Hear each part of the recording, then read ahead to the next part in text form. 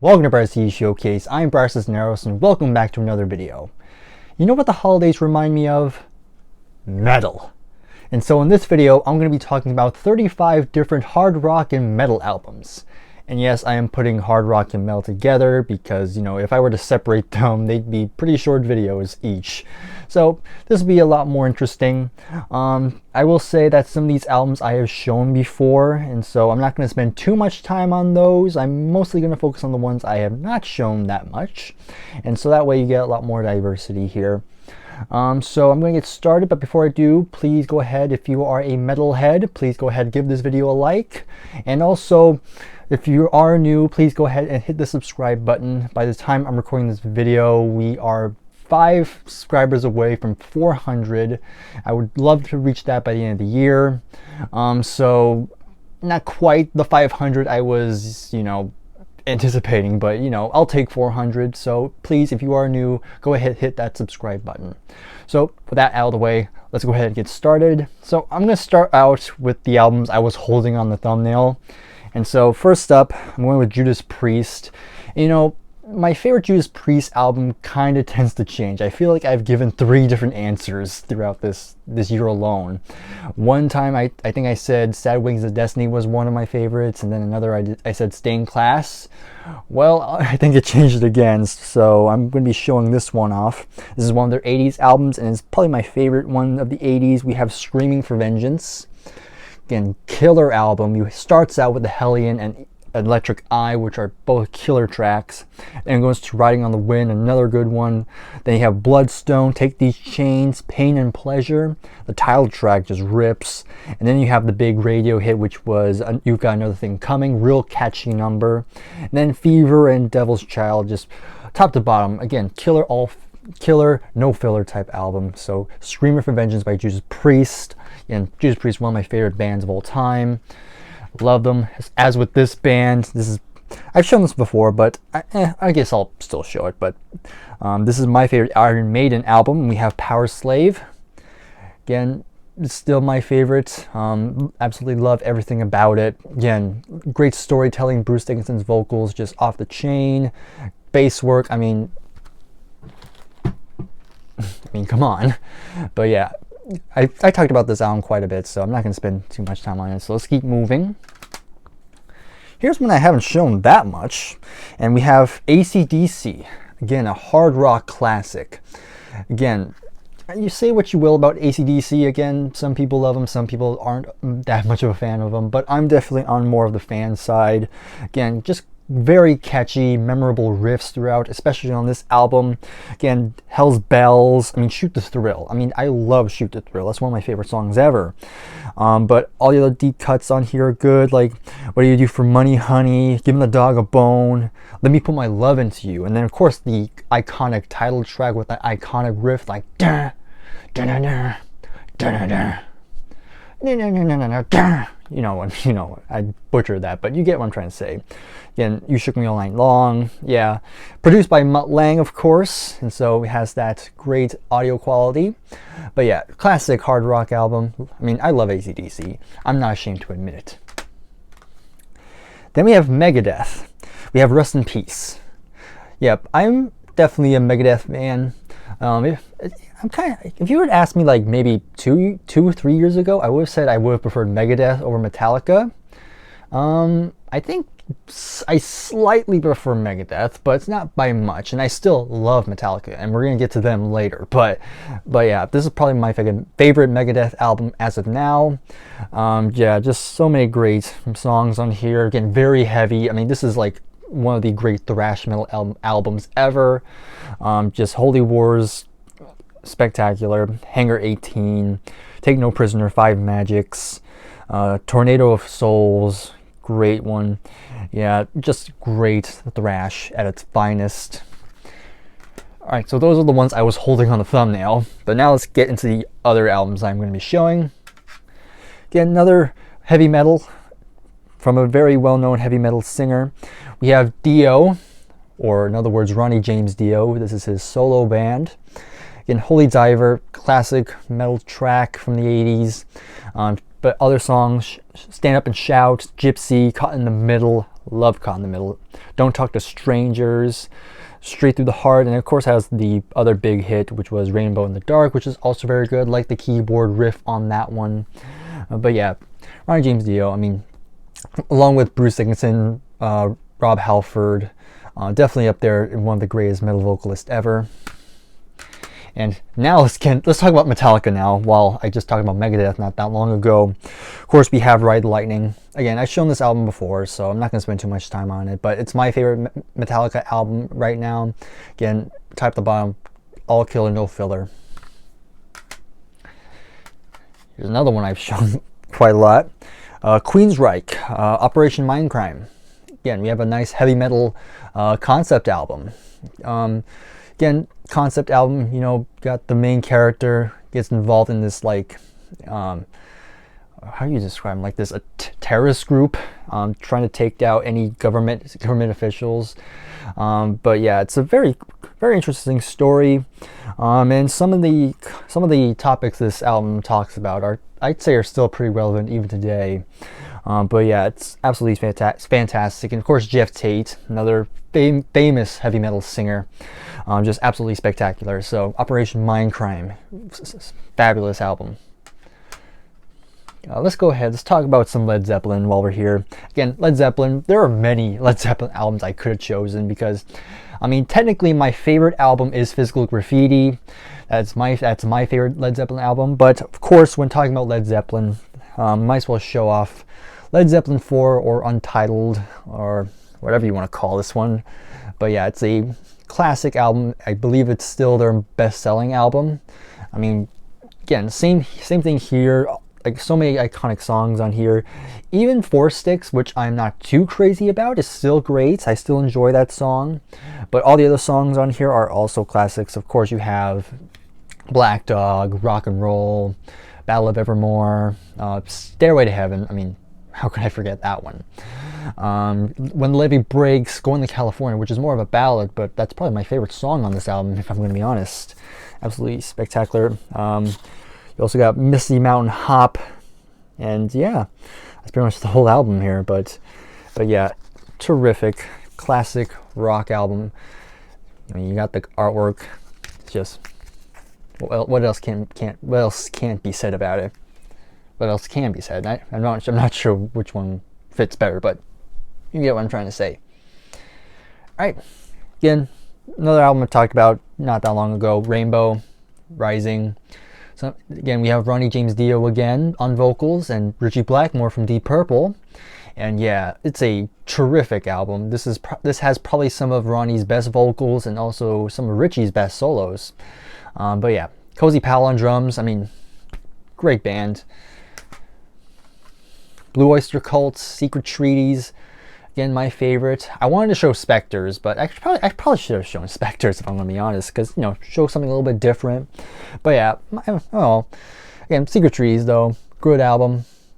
Again, I mean, Blue Oyster Cult are one of those bands where at first they were considered metal, but now they're considered more hard rock. Or some people might even just say they're just plain rock. But I think they're hard enough that I'd consider them a hard rock band at least. But yeah, it's great guitar work. Buck Dharma, really great underrated guitar player. But yeah, love Blue Oyster Cult, one of my favorite American bands. Aerosmith, similar with the Led Zeppelin. For Aerosmith, my favorite is Rocks, but I've shown that quite a few times, so I want to show something different. And here is their other very popular album. This is of course Toys in the Attic. Of course, this has like Walk This Way, Toys in the Attic, the title track, Sweet Emotion, Round and Round, Adam's Apple, Uncle Salty. Yeah, I dig Aerosmith.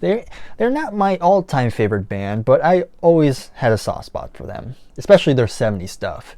When you get to the 80s onwards, it's kind of hit or miss, but you know, I still enjoy some later Aerosmith. Like, I mean, I will say I do like the ballad I Don't Want to Miss a Thing. Again, I'm a sucker for ballads, what can I say? But enough of that. We're not talking about ballads here. Alright, Linkin Park, Meteora. Again, if you're going to talk to a heavy metal purist, people will be like, oh my god, Linkin Park, get that away from me. But you know, new metal was kind of big in the 90s and 2000s, and you know, people kind of make fun of it now. But you know, I still have a soft spot for new metal, especially Linkin Park, because again, I've talked about them in my top 100 favorite songs series when I talked about Breaking the Habit, which is on this album. Again, even though some people can take it as more like, oh, it's just angsty teens, you know, but you know, when I hear Chester Bennington sing these songs, I could tell he is these come from real emotion and stuff he was really dealing with. So I've always gravitated towards Linkin Park mostly. All the other new metal bands I can take or leave, but Linkin Park is the one exception I'm not afraid to admit I am a huge fan of, especially the early stuff. The later stuff is kind of also hit or miss, but yeah, I like Linkin Park. Def Leppard, Pyromania. This is my favorite Def Leppard album. Again, another one that's kind of like, you know, they were kind of metal, excuse me, but they kind of are lumped into that more glam or hair metal scene.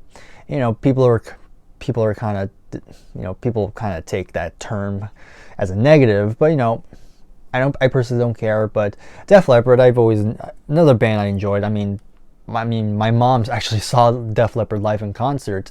Of course, I believe it's for the Hysteria tour, but of course, she remembers this album very much as well. Of course, this album had so many hit songs on here. You have Photograph, of course, and Rock of Ages. Foolin', Rock Till He Drops, another good song. Stage Fright's a good deep cut on here. I love Stage Fright. Coming Under Fire, Billy's Got a Gun, again produced by Mutt Lange, who has also produced the Back in Black album. But yeah, I love Def Leppard. Again, to a point though. But yeah, the 80s stuff is the cream of the crop for Def Leppard. Again, I'm going to be showing some black metal in here. I think there's like maybe, I can't remember how many in here actually, but here's one. Of course, we have Blaze in the Northern Sky by Darkthrone. Again, I've talked about black metal quite a bit on the channel, so you should have an idea what it is. But yeah, this is, again, I like that when black metal has different styles to them. Like if you were to just listen to a pure black metal album, to me it would get kind of monotonous after a while. But albums like this where they kind of mix things up, they change the riff or they change drum patterns, like that's when I usually am more invested in, which I'll talk about another one actually now that I remember. There's another one that kind of follows a similar thing. But yeah, Darkthrone, A Blaze in the Northern Sky. Again, music that is not for the pure of heart. Here's a more recent hard rock album that I've been listening to quite a bit. We have Budgie, a more unknown band. So this is their album Bandolier. Again, I've talked about them before, but if you are new and you have not heard of Budgie before, basically they're a Welsh hard rock band from the 70s. What's notable about them, of course, the one thing you'll notice, especially if you look at the picture on the back, hopefully you see it, but the lead singer, Burke Shelley, has a striking resemblance to Geddy Lee, and he also sings bass, and he also not sings bass, he plays bass, but he also sings. Does he sound like Geddy Lee?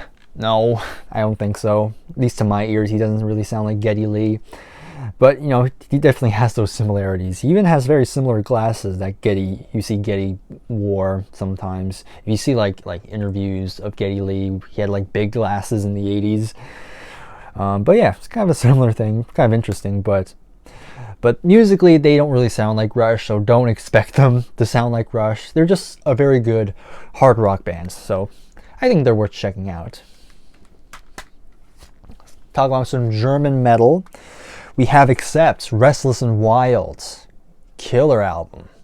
I definitely want to get more Accept because I only have two. I have this one and Balls to the Wall, which is probably their most well-known album.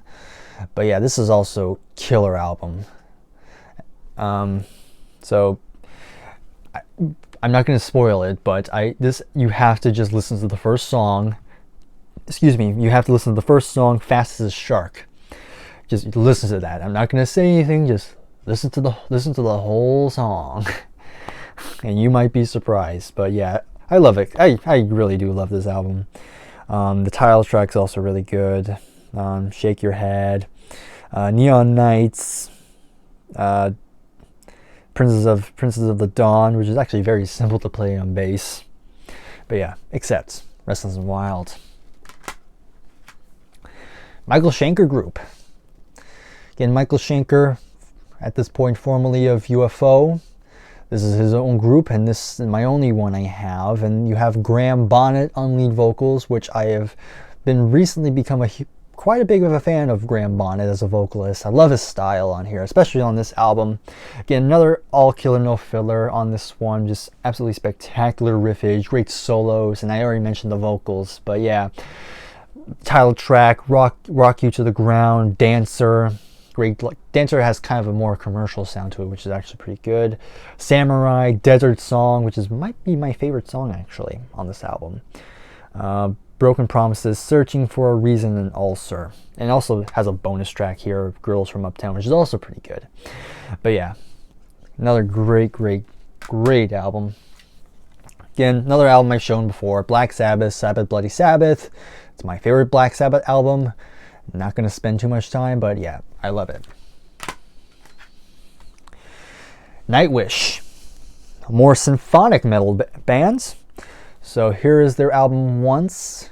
This is what the band looks like, at least at this point. I know this singer is no longer in the band. She went solo, as well as the bassist here, who was the second vocalist. So you have two vocalists, a male and female, so you kind of have like a Beauty and the Beast type of singing duo, if you will. But yeah, very good. I mean, it takes heavy metal, but it incorporates a lot of symphonic parts to it, you know, taking inspiration from more classical, more, again, like I said, it's more like symphonies and stuff like that. But yeah, again, this was the first one I heard, and again, had very operatic, especially the female vocalist. The female vocalist is very operatic, which I dig a lot. Very theatrical. And then you have the male vocalist here, who kind of has a more gruff voice, which kind of complements the more operatic, more angelic vocals. But yeah, this is another good one. Want to show off. Had to show this one off because the lead singer passed away not that long ago. Of course, here is Nazareth with Hair of the Dog. Again, another band I really want to start getting into more. This is my only, like I said, I'm pretty sure I already said, this is my only album I have of Nazareth. But it's a great album. I really enjoy this one. Really enjoy the album cover too. That album cover looks pretty cool. But yeah, you know, Dan McCafferty, the lead singer here. Again, rest in peace to him.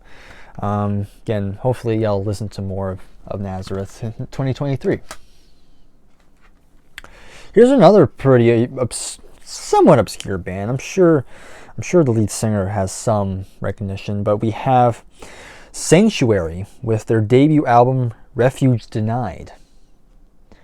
This is what you would call power metal. Power metal kind of has two meanings. I'm not gonna do a good job of explaining it, so I'm not gonna try.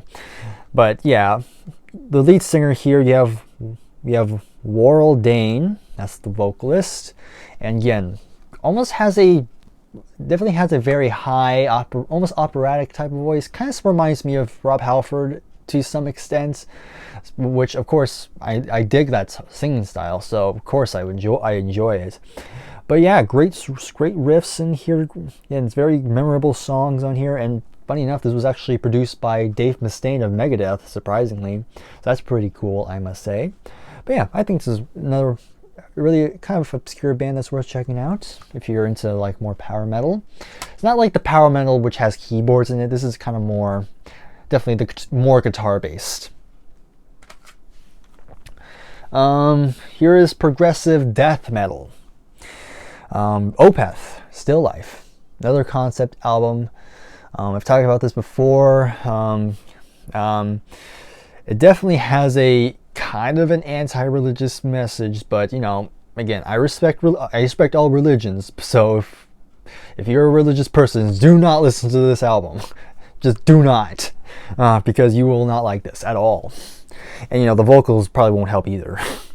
But of course with Opeth, they have the lead singer here. He has he can do the low growls, but he also has some clean vocals, which sound pretty good. And musically, I enjoy this very much. Again, lyrically, again, it's up to your. Depends how you're willing to. How you say. If you're willing to appreciate it on music alone, then I don't know. Just bottom line, if you're religious, don't listen to this. You will not like it at all. But again, I enjoy it, and again, I respect all religions. Let's move on to something more lighthearted. Let's go with Heart. Of course, we have Little Queen. Great. Of course, during their 70s, they were very inspired by Led Zeppelin. Definitely had that Led Zeppelin feel. You have some songs on this album which definitely have more, especially their acoustic numbers, they definitely have a Led Zeppelin feel. Ann Wilson, of course, great vocalist, one of my favorite female singers ever. Yeah, I wish I had replaced the case before doing this, because you know there's a little crack on it, but you know I'll do it eventually. But yeah, but Heart, great band. Ooh, my foot fell asleep. I'm leaving this in. Next, let's talk about some more British heavy metal. We have Saxon with Denim and Leather. Again, what's cool about these? Got a nice hardback book. Saxon, again, one of those bands that were part of the new wave of British heavy metal along with Iron Maiden. But yeah, Saxon didn't really get as much as a commercial boost like Iron Maiden did, but to many people, Saxon are definitely a very notable band. And I agree. I mean, I recently bought Power and the Glory not that long ago. I did an unboxing of it, and so I've had this album and Wheels of Steel, which is up there. But yeah, I've been very impressed with what I've heard from Saxon. Great guitar riffs and solos, and of course the vocals. The vocals aren't like the most like technical vocals, but they fit to what they were trying to do. But yeah, I dig Saxon quite a bit. Almost done. UFO. I talked about Michael Schenker Group not that long ago. So like I said, here's UFO, and here is Obsession. Again, very great album. Again, Michael Schenker. Of course, this was the last album he would appear on before he would leave the band for a period of time. But yeah, this is a great one. Only You Can Rock Me, Pack It Up and Go, Ain't No Baby, Cherry, Born to Lose. Yeah, great stuff here. Very underrated hard rock band from the 70s. Yeah, great stuff. Again, not going to spend too much time on it. Deep Purple and Rock. Again, my favorite Deep Purple album. Child in Time. I move on. Uriah Heep. Same thing. Look at Yourself. My favorite Uriah Heep album. I move on. Guns N' Roses. Another one of those bands where, you know, you can love or hate. I definitely still dig Guns N' Roses. They've definitely dropped. If you were to ask me like 5 years ago, I probably would have ranked them a lot higher. But, you know, recent times, you know, obviously I've listened to way more music since then. And so I don't really listen to that much Guns N' Roses nowadays. But every once in a while, I'll still put on this album, which, I mean, to my money, it's still their best album by far. But it's a classic one. Again, a lot of iconic tracks. Of course, Welcome to the Jungle, It's So Easy, Night Train, Mr. Brownstone, Paradise City, which is probably my favorite song, Sweet Child of Mine, My Michelle, and of course Rocket Queen, which is a great closing track. But yeah, classic 80s hard rock. Again, I've talked about this album a lot. Van Halen, the debut. I mean, what else has not been said? Again, Eddie Van Halen, David Lee Roth, Michael Anthony, Alex Van Halen. You have a match made in heaven there. Dokken. Here's a band I don't talk about that much. Another one of those bands that kind of get lumped into the hair metal genre, or glam metal, however you want to call it. But yeah, this is a great, really good album. Under Lock and Key. Some very memorable songs here. Again, very commercial sounding, but I enjoyed that. I enjoy the sound. Unchained the Night, it's a great opening track. The Hunter, In My Dreams, which is probably the biggest hit on here, I think. Slipping Away, kind of a ballad. It's Not Love, Jaded Heart. One of my favorite songs on here is Will the Sun Rise. Very good one. So yeah, Dokken. Again, great underrated band, I must say. Of course, George Lynch, who is a very spectacular guitarist. Great guitar work there. Okay, almost there. Let's talk about some more death metal. This is Left Hand Path. Got this not that long ago. Probably a couple months ago. Yeah, this is probably the first death metal album I was like, I actually really enjoy this. Which is pretty amazing because, again, death metal and black metal as well are genres I wanted to start getting into, but it was kind of hard. But now that I'm starting to get an ear for it, I'm starting to get really used to the sound. So this was a good one. This was, I think, if you want to get into death metal, this might be a good one to start with, I think. Great riffs on there. Very, very good. Again, the vocals will probably be the only deciding factor. If you can get past the vocals, you're good. Okay. Still some more black metal. I've talked about this one a little bit. Immortal. I actually talked about this one not that long ago. Immortal, at the heart of winter. I talked about this in my winter album cover showcase video. So again, not going to say much on this one, but it's probably my favorite black metal album so far. This one's also pretty good. Another black metal album. We have Judas Iscariot in To Embrace the Corpse's Bleeding. Gotta love black metal in their titles. Again, similar to what I've talked about before. I like my black metal to have some variant in terms of the sound of this music. Again, if it's like the same like drop beats the whole time, it does get monotonous. But again, this band changes it up, and you know the songs are pretty good. Again, not for everybody. Almost there. Just two more to talk about. We have Whitesnake, 1987. Again, big business for them.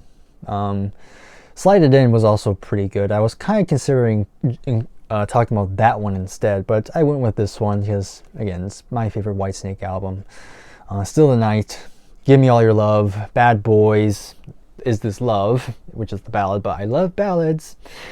Of course, Here I Go Again. I mean, it's one of my favorite songs. Children of the Night, You're Gonna Break My Heart Again, Crying in the Rain. But yeah, great album. What else? I had another thing I wanted to say about this album, but it's escaping me. Oh well. But yeah, Whitesnake. I love this album. And last one I'm going to talk about in this video, and you can kind of see it behind me if you look close enough. And that, of course, is Who's Next by The Who. Yes. Sorry if you see the light. Sorry if that blinded you for a second, but oh well. Let's get both of these out. Again, I've talked about The Who a lot recently, so I'm not going to say much, but yeah. Had to talk about this one. I mean, I just had to. But yeah. Very good. Just want to show this one more time. I'll go this way so that you don't get blinded by the light. But there you have it. That is 35 hard rock and metal albums. Now again, there were probably actually not again. I can't remember if I said this in the beginning, but obviously there are many more I did not talk about. I mean, if you look in this picture behind me, you could probably see some albums that you're probably thinking, how come I didn't mention that one? But you know, I'm only talking about albums that are in my collection. So obviously I'm limited to what I can actually show. But if there are more albums that I did not mention that you think I will enjoy, feel free to comment them down below. And who knows, maybe in 2023 I might actually purchase these albums. So other than that, thank you very much for watching. If you enjoy this, then please go ahead, please give it a like, and please subscribe. Again, like I said in the beginning, we are 5 subscribers away to 400. Let's see if we can make it to that milestone before the end of the year. So again, thank you very much for watching, and I'll see you in the next video. Take care and goodbye for now.